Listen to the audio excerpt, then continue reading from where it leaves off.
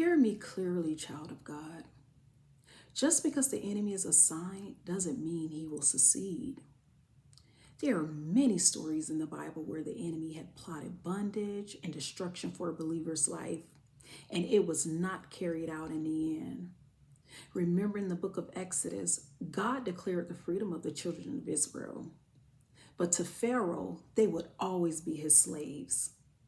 Pharaoh was determined to carry this out by doing whatever was necessary to see his desired outcome, which was to keep the children of Israel as his slaves.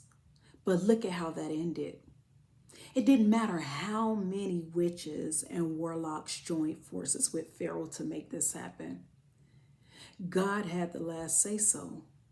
They ended up free and entering into that promised land with an inheritance that God had promised them. The enemy doesn't have the last say so over anyone's life.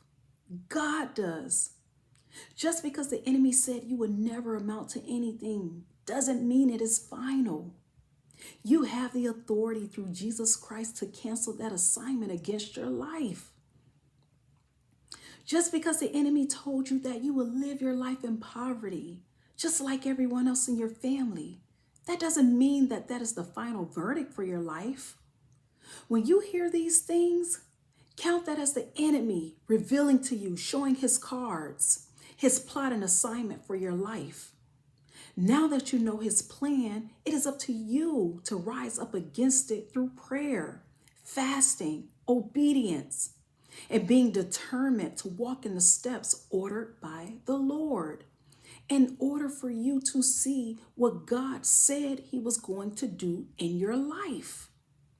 So I make this prayer, this declaration, actually, that I declare every assignment of confusion, delay, fear, and distraction in your life is canceled in the name of Jesus.